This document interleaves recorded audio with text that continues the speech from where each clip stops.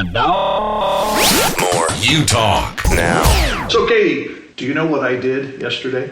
I was going to ask you about that, and I know what you did, but our viewers don't know what you did. So, if you don't know, he went to a protest yesterday. So, how was that? Oh, very interesting. It was only a couple of blocks from where our offices are in Southern California. This is the first protest, at least in current time, that I've been to, and it was very interesting. I was trying to be overly cautious, and I went up to a couple of the officers that were there. I mean, there was several dozen police officers. Streets were shut down. Vehicles were there. They were in riot gear, SWAT gear, and I just said, "Hey, I'm from Utah. Want to do some interviewing. Are we cool with that?" And they kind of looked at me, looked at each other. I had this little badge that said All Access Utah on it. And the one officer said, "Sure." He said, "We can't stop you from going. Go for it." But he said, "Understand, you better not get in our way if we have to make a move. So understand that." And I said, "You got it." So it was interesting. It was mainly young adults, which was kind of fascinating. I actually had some friends that were there with you. Yeah. I didn't get to connect with them, but I'd say there was somewhere between 75 and 100. They were at the courthouse in the center of town, and I think that's partly why there was such a strong police presence. But we're going to talk more about what happened. I was able to interview several people, including they had like this main speaker that was there. And as I told people that I interviewed, or asked if I could interview them, because some of them wouldn't. In fact, it was very interesting. I went up to one couple and I said, "Hey, I'm Steve from Utah. I'm here because no agenda. I just want to listen to what you guys have to say. I want to know what's going on in your life, and with all of this stuff that's happening now, what do you think?" And this one couple kind of hesitated, a guy and a girl standing there, and next to them was another couple, guy and girl, and the girl goes, "Don't trust him, don't do it." Wow. And I went, "Whoa," and I said, "You don't even know me." And I said, I have no agenda. That's right. We can't trust you. We don't know what you're really going to do. So both of those, the one couple that was upset with me walked away. The other couple kind of went, maybe not. But anyway, I felt comfortable there. But it was there was some very, very strong rhetoric. I was a bit surprised at, and it concerns me.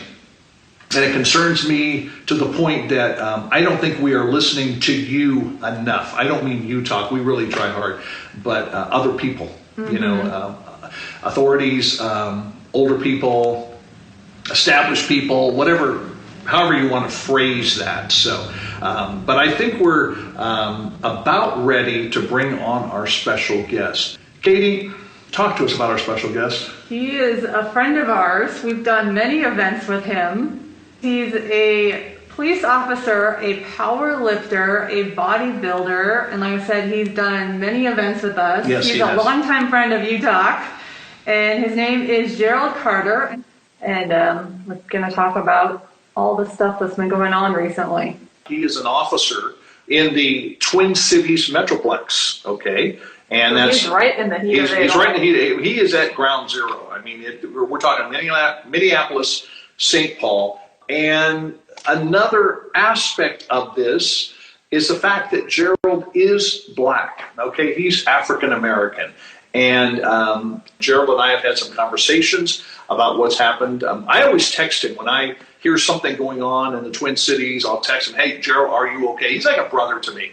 But again, it doesn't get, I think, much more significant than having somebody who is a police officer in the Twin Cities who happens to also be black. Hello? Gerald, welcome. You are just a man of many talents. You're a power lifter. You're a bodybuilder. In fact, we saw you win some gold medals a couple of years ago in the World Police and Fire Games that were held here in Los Angeles. Yes, I was thinking about that, the 2017 games in the summer of 2017. That was awesome. That was fun. Unbelievable. That was really cool. Well, we're not here to talk about that, okay? You are at, as much as I'd like to, we need to have you talk with us and talk to us. Give us a little background on who you are, maybe even how you grew up. Because once again, for those, some are only going to hear the audio. They're not watching this right now. You're African American.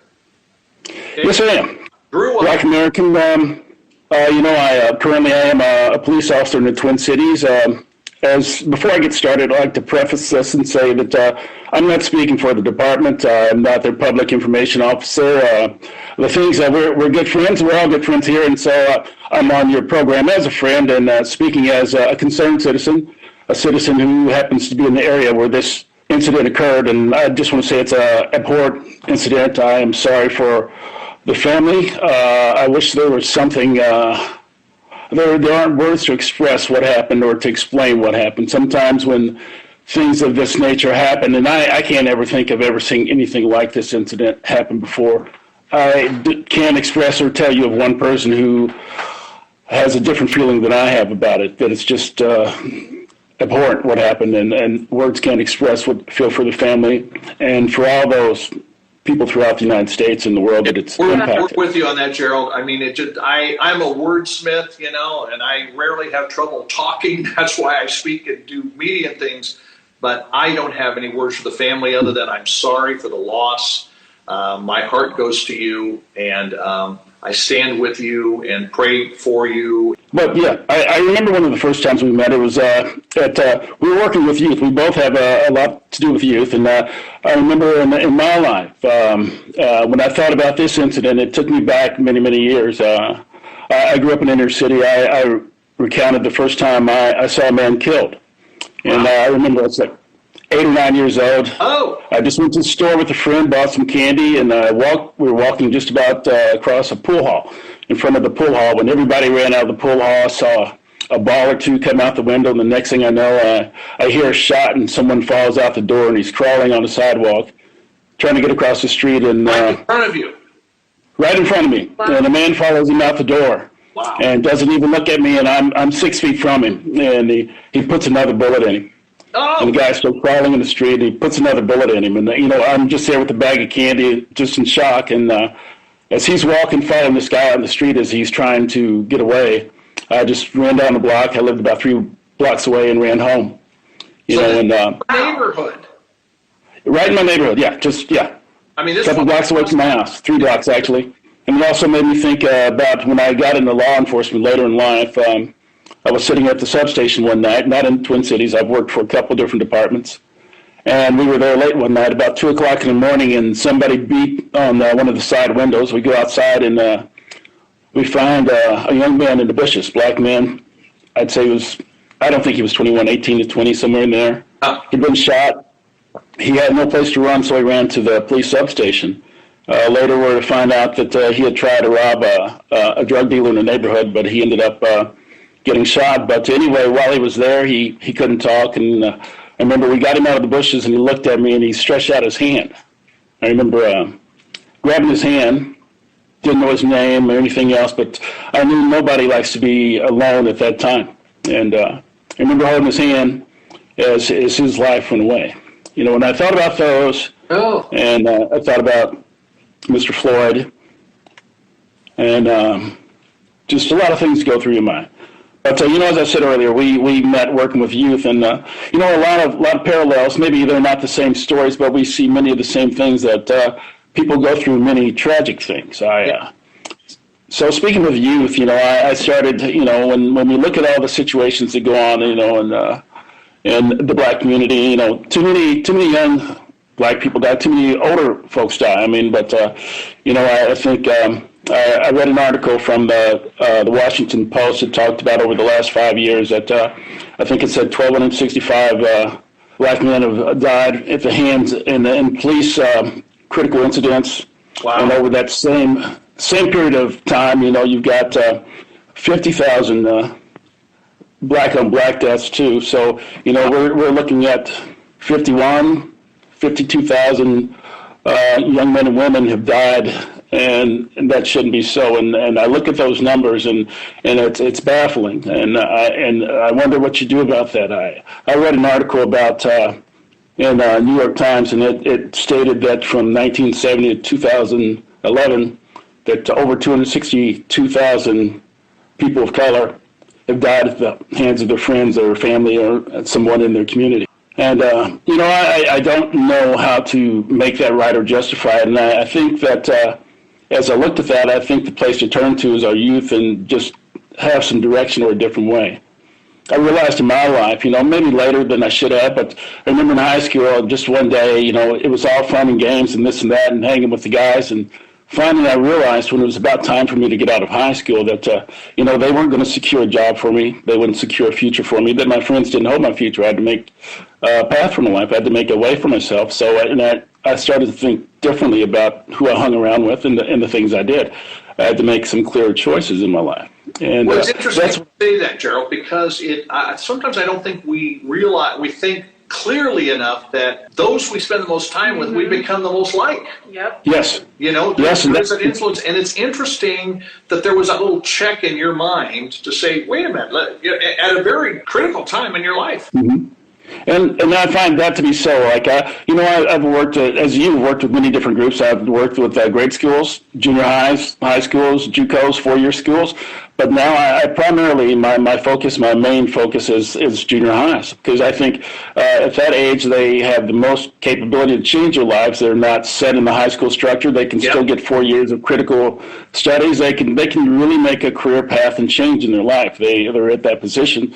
And I'm not saying that it's not worthwhile and others can't, but I think what is best for me at this time is to focus on that area. So I try to go in and give them some hope, or, I have a program, it's called Vision Motivational Programs, and I remember hearing that where there is no vision, the people perish. And I think that people come from many different walks of life, but I think people have to have hope and dreams. And as long as they have those two things and they realize the opportunities that are before them, they have a chance.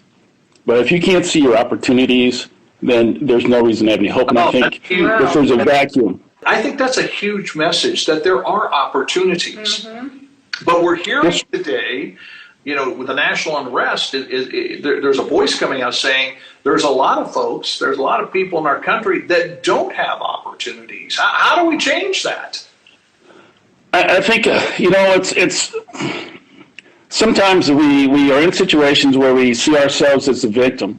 And I think we have a chance. If you're in a boat that's sinking, you can either be a victim or you can swim. I think people need to start swimming. And I think there are a lot of times that people are placed in bad situations, but there are still opportunities out there. You can list so many people who succeeded that had nothing to begin with, whether they became multimillionaires or just successful in the job field, or just were an electrician, a plumber, or pipe fitter, or HVAC. You can name, there are so many different career opportunities, but I think first off, we have to take advantage of the educational opportunities before us, and that's why I said I try to start out at a younger age. And I think also, as we mentioned, it's who you listen to, and the voice that goes off in your head and your heart. I like to say, find a passion. What are you passionate about? And go. And that's the key. Everybody doesn't have to do the same thing. There are so many people that do so. There's a young lady here that likes to bake cupcakes. She won some cupcake company TV show. She's got a big cupcake place in the Twin Cities. I mean, you get a lot more for a cupcake there than a hamburger. So that's her passion, and I think people need to find their passion. And sometimes we the saying it's better to light a candle than to curse the darkness. I hear that so often, and it's difficult.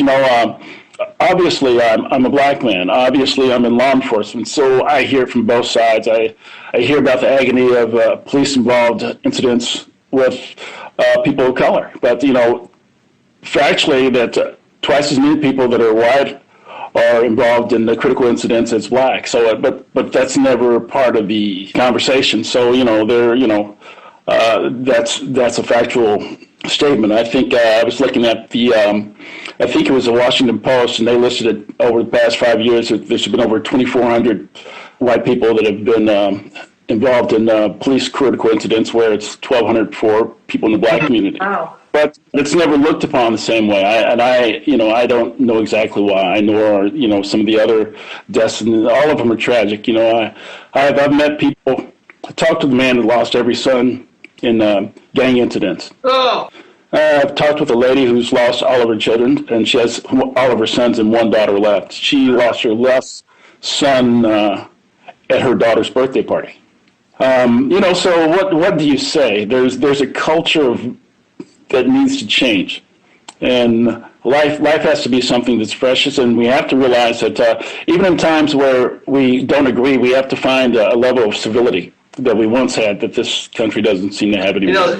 It's interesting you bring that up, because you and I were actually talking about this the other day, and you made the comment that we've lost our civility. We can't.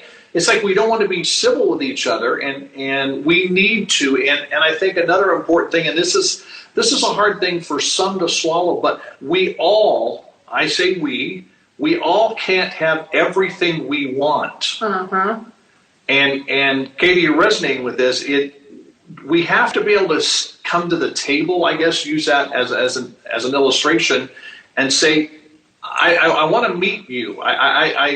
I want to see change happen. I want to see transformation happen. I mean, it's got to be an interesting perspective for you. I was thinking about you earlier today. I ran down to the store to pick up some things, and this one particular grocery store I was in, I was just looking around, and I guess maybe more conscious of this because of the unrest, but there were people of all different ethnicities, and there seemed to be some civility there. There wasn't, I didn't see anybody going after anybody. I didn't see anybody yelling at somebody. I mean, yeah, there were some rude people pushing their carts and, or blocking an outlet, but that's no big deal. Talk to us for a minute about, you're there at a protest, or you've seen some of this, the looting or the rioting. When you see that, what goes through your mind, and how do we process that haven't seen it or don't see it? Maybe only on TV. It's difficult. What I would think of, as far as my mind, what I think is, I understand the rage, but I don't think it gives you an excuse to steal and loot other people's belongings. Many of these businesses, without state or federal aid, will not open back up. Yeah. Generally, most insurance policies do not cover civil disobedience. So they're gone. The mom and pop businesses are gone, unless they find some way that somebody will fund them as far as the construction and rebuilding of their buildings. These men and women, mom and pop stores, they didn't have anything to do with this horrible situation. And most are from the community. Okay, because as a man of color, as well as being in law enforcement, as well as having been raised in the inner city, all things that I can't speak to, but I've heard it several times, the rhetoric that you don't understand the pain, and this is how we are dealing with our pain, is by the looting and the rioting. Of course, that has subsided significantly in the last couple of days, but your response to that? Everybody makes choices. We're sentient beings, and I think people make choices. And, the thing of it is, with my job, a key tenet with me and the job I have, we're not invited to birthday parties and bar mitzvahs, is what I tell people. We only come to bad situations. And so in the midst of those situations, when I leave one and go to another, I don't take any of the frustration from a prior incident out on the people that I deal with. And likewise, I think that people can feel pain and frustration and anger, but that doesn't mean they have to inflict it on the person who has nothing to do with the situation, because that's equally as wrong. So I stay away from that. That's somewhat of a mantra for me. I don't want to involve other people into conflicts that are not theirs, for one. And secondly, we have to make some better choices when, anger is not always a solution to the conflicts we have in life. I've found that often I deal with a lot of people who are not police friendly. And generally, if I see them multiple times and say hello, after I say hello 6 or 7 times and we talk about kids, family, or cars or something like that, we find that we have more in common than apart. So now, guys that didn't talk to me years back, we talk all the time. How are you doing? How your family doing? Say hello. Even sometimes they'll come in as a family and everybody waves. So I find that if you can find something in common with people, and generally you can, but you have to let down your guard and you have to find that area that you have something in common with them. So is that part, because I want to make sure during the show that we talk about some solutions. Frankly, that's what I didn't hear when I was interviewing people at the protest yesterday, I would ask, I said, how can we be the change? And I heard generic things, give money, vote. Those are good things, give money to good causes, and I mean, those are good things. But I kept pushing, and I wasn't getting that grassroots bottom line. And I think you just said something that, I'm aware, but I hadn't put it in this situation. We've all got something in common, but is that part of, and again, this is such a huge issue, is that part of the solution? We've got to be willing to drop our guard, you said, and then find that common ground? Without a doubt, I think it's the common ground that we all share. I think most cultures have a stronger family structure than sometimes we do in African-American culture, and a stronger family unit than we have. That is a major part of it, but I think also we need to find some things in common. One thing that I learned is when I traveled as a speaker, and I've probably been about 46 states or so, and I've traveled extensively through the South, Northwest, and other places, and through Canada, but what I found is in the places where people would say that I would have the most problems, I had some of the greatest times. I think the best time I ever had in my life was in Biloxi, Mississippi. My mom was worried about me going down there, but I had a great time. Best time I ever had on the road. And people I wasn't very familiar with took me out and did a lot of things I'd never done. Ate some kind of stew, and I'm still not sure what was in it. But and you can run into some different situations. I work at a store that has a lot of different cultures, whether it's from Africa or Southeast Asia. So there are a lot of foods that I'm not familiar with, and there are probably employees that speak about 7 or 8 different languages. And so I've always wondered how they all speak to each other, and they sort of catch on to a little bit of each other's language. But as they find out they have more things in common than apart, it seems like it all works, and they bring in all the different foods. So you have people from every different ethnicity and part of the world that come to this store to shop. And then I'll ask them, what's this, what's that? And so what? Sometimes I try things out. But that even works in our culture. Like when I told you I was in Biloxi, one thing that grabbed me, we went out for a meal, and one of the couples had a small child. He was in the high chair at the restaurant, sat next to me, and he stared at me the whole time. And he reaches over and he grabs my arm, and he starts rubbing my skin. And I laughed. Everybody laughed because he'd never been that close to a black person. Oh. And so he just had to check it out. And, it's such an innocent thing, and it was so funny. Yeah. But, he just wanted to know it. And I think that's the thing. Sometimes we're so far away from each other, we just separate over the silliest little things. And it was something that was humorous, and we all had a good time. And I think sometimes we need to spend some time with each other, and we'll find out that the things that separate us are not that much of a big deal. I think we're closer than we realize, Now, one of our, somebody in the audience just made the comment about it's hard to build their own companies. And I'm assuming that the comment is for those in the black community. Now, I guess the whole comment is people don't think when they loot people or others. They don't think that people are losing their own companies, and they don't appreciate or value the things of others, I would gather. Yeah, no, that's certainly true. That great comment, by the way, Kenny. And I think that thinking, let's drop the guard a little bit. Let's find the common ground. Let's put ourselves in somebody else's position. In fact, I'm a big one, when I'm in schools, and I like to talk about the golden rule, which is a core value in most world religions. And it's a simple thing. It's treat others the way you want to be treated. And it seems to me that, but again, this is such a highly charged emotional time right now. But if we just stopped, as Kenny just said, and before we loot a store, not we, but before someone makes that, like you said, choice, ask, is this really what I would want somebody to do to me if I own this store? It was hard for these people to these mom and pop stores are hard to put together. It's I know when I was growing up, when I was in junior high, I thought initially I died and gone to heaven because my parents opened an ice cream and candy store. They ended up losing it After a couple of years, they tried awfully hard, but all of the development that was supposed to happen never did happen in that area. If they owned it today, it would be a killer.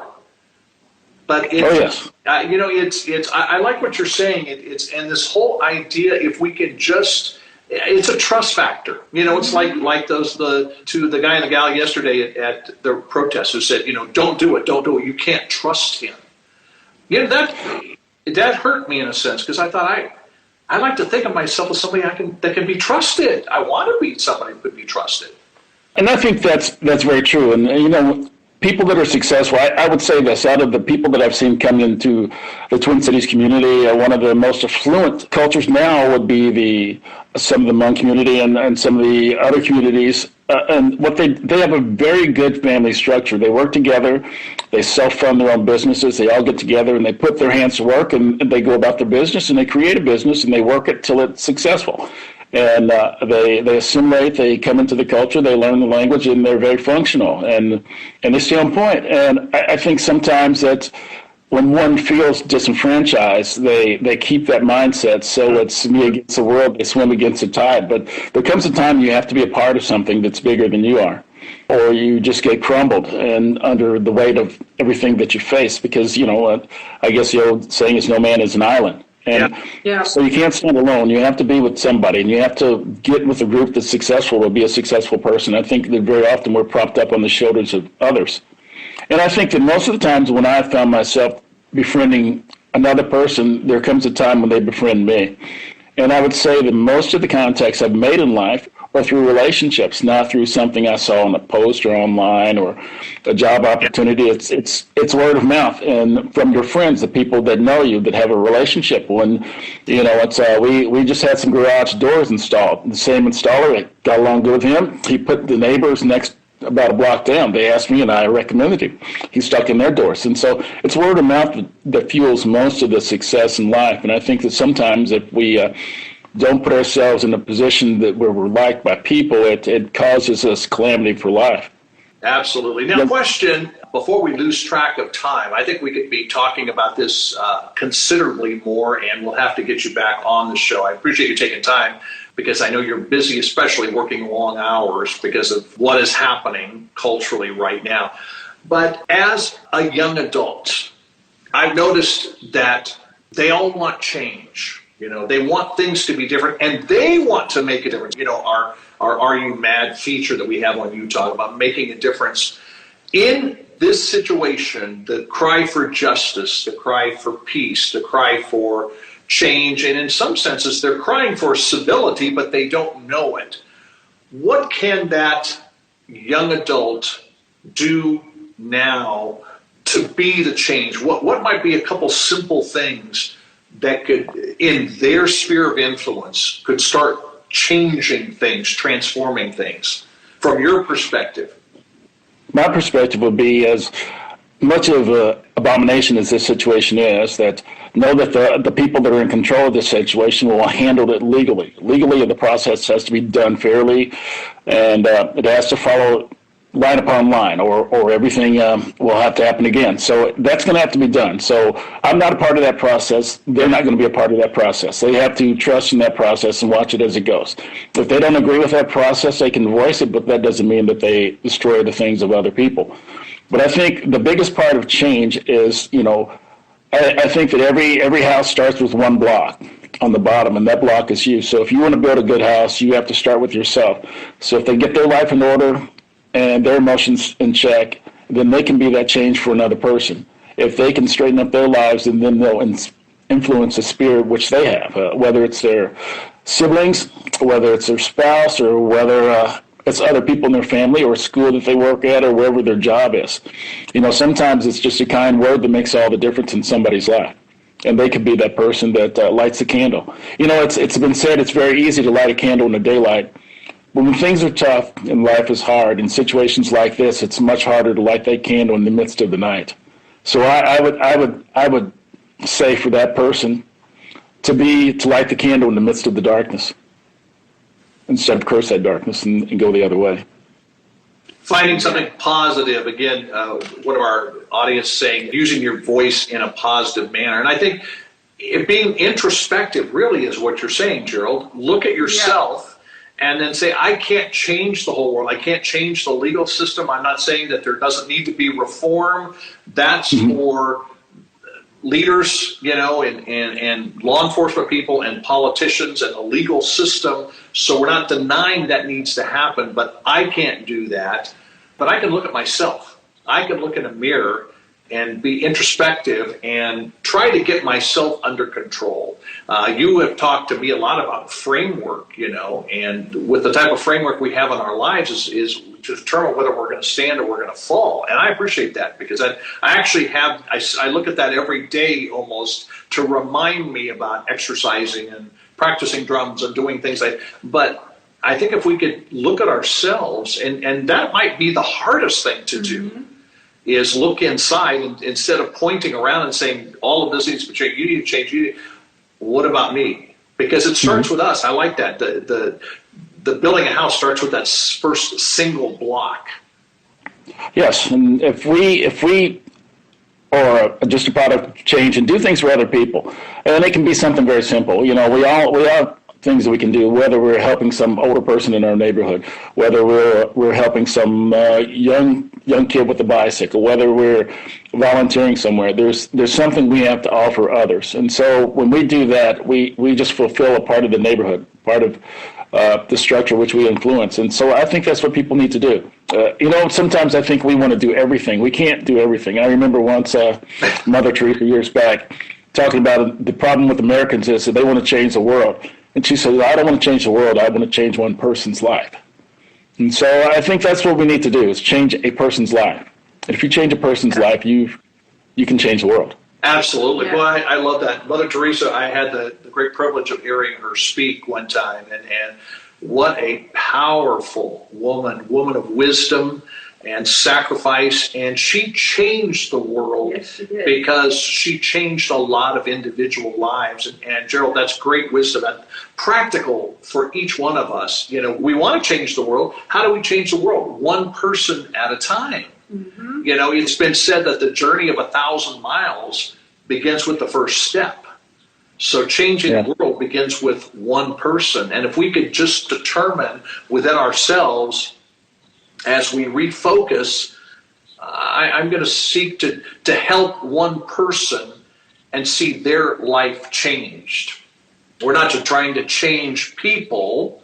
That's not our job. We're trying to change a situation for them. We're trying to help them. And there's so many things we can do. Yeah, just help them to see opportunities before them, or lay out an opportunity before somebody, or just let them know. Sometimes I think some of the things that would have made a great deal of difference in my life, I had no idea because I had no experience. And there are many people that have great experiences that can be in leadership roles, or just give us some sound wisdom on things to do. Because I make a lot of bad decisions, and I've learned from those, and those are some of the greatest teachers in life. Because not everything is a success, but there's also times where we can have some people before us that are a little bit older, that've been there before, and they can give us a lot of good wisdom as far as things to do or not to do, and just let us realize that no matter how dark it is today, that tomorrow comes and the sun will rise. Oh, absolutely. Yeah. You mentioned older people. I think to my mentors, I currently have one who's in his early 80s. 2 years ago, I lost my mentor who died at 102. And I'll tell you what, he was sharp within the last few months of his life. He faded, but before that, he was as sharp as you can get. And I miss him today. I keep thinking the questions I would like to ask. His name was Evan. I would like to ask Evan. And it was funny because his best friend, Ted, was my mentor for a dozen years. And at Ted's memorial service, Evan, at the age of 93, said, Steve, I'm going to step into Ted's shoes in your life, and I want to mentor you. And so I can't affirm more what you're saying is look for that person. You can't have everybody speaking into your life, but find that person or those people that can speak truth into your life, that love you and care about you and want the best for you. Gerald, I want to thank you so much for taking time to get here with us, but we definitely are going to have to talk some more. And I appreciate your friendship and the way you have built into my life personally. And I thank you for your service to the community and to this country. Stay safe out there, my brother, and let's keep in touch. Will do. Bye. Take care, Katie. This is U Talk Radio.